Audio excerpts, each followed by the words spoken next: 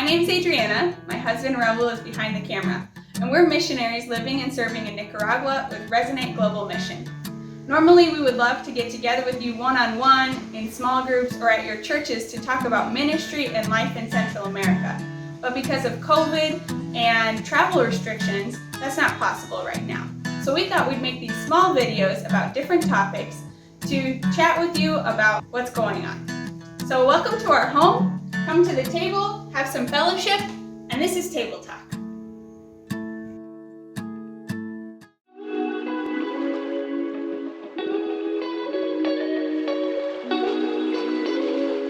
In church right now, we're doing a sermon series on people of faith. And so this past Sunday, we talked about Abraham. And the preacher talked about how God told Abraham to leave his land and his family, and Abraham did without asking any questions. He went with his immediate family out to the place where God would show him. But as they were traveling, there was a hunger in the land, and Abraham decided to find his own solution. They decided to go to Egypt, and like the pastor said, it doesn't show in the Bible that Abraham asked God, is this the right thing to do? He just figured out something that would work. It was the logical step to keep his family safe. And to keep himself safe, he told Sarah, his wife, to tell everyone that she was his sister so that they wouldn't kill him because she was very beautiful. We see in different scenarios of Abraham's life that sometimes he trusts God and sometimes he doesn't. But God is always inviting Abraham to trust him. And he's always inviting us to trust him too. One clear example of having to trust God for us was during Raul's accident. Some of you know that Raul was in a cycling accident on October 27 of last year, and that was just 2 days before we were supposed to move back to Managua from our 2-month sabbatical in Matagalpa. So I was in the middle of packing and cooking and having some time with the Lord when I got the phone call that Raul was sick, and I just left everything and went to the hospital, and I ended up going back to our rental house the next day to a sink full of dirty dishes and things everywhere, and I just felt like I couldn't do it. And I remember driving back to the hospital that afternoon crying and telling the Lord that I just couldn't do it by myself and that I needed him. And I felt so overwhelmed, and friends came and helped us, and God provided a way, and we were ready to turn the house over to the owners on time the next day. But at the same time, I kind of fell apart at the hospital, and I was crying, and a couple of hours later, Raul kind of fell apart, and all of a sudden his oxygen sats dropped to the 80s, and the doctors didn't know why, and they said they were going to have to take him and do a special test in a machine, and I didn't know what it was at the time. Later, watching The Good Doctor, we figured out that it was a CT scan, but at the time I just knew that it was something called a tomography, or tomografía in Spanish, and it was going to check his lungs because there wasn't anything visible on the x-ray.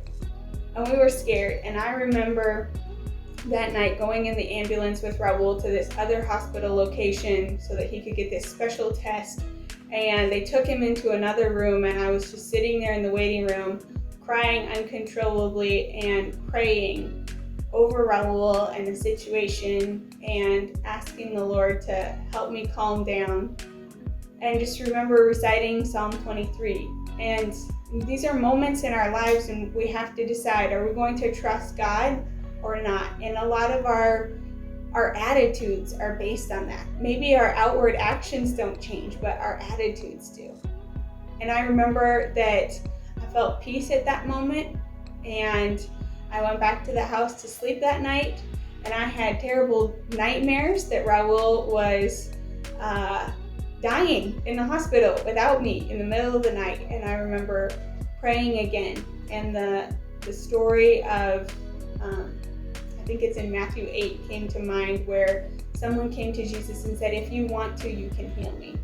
And we were very aware, Raul and I, that sometimes God's answer is no. We had experienced no's and not yet's that were heartbreaking in the past. And we knew that God could say no to healing Raul on earth. And so we had to decide to trust again each day, as there were complications, and Raul ended up being in the hospital for 6 days actually, and then the long recovery afterwards. And we can attest now to God's goodness and faithfulness and mercy, because it's really just mercy in all of those things. It's not like we deserved it more than anyone else that God healed Raul. But these are always invitations to trust God. To trust God when we know that the answer might not be what we want the answer to be. And we've recently been faced with a similar situation where God asks us to trust Him with something, where we're trying to get a medical visa for Raul, and like Abraham, I freaked out a little and tried to do it, maybe not my own way, but pressure people, and the attitudes were just one of desperation and trying to control things. And again, there's the invitation from the Lord to trust and to put it in His hands. And so I just want to share that with you, that Abraham's faith was an oscillating faith.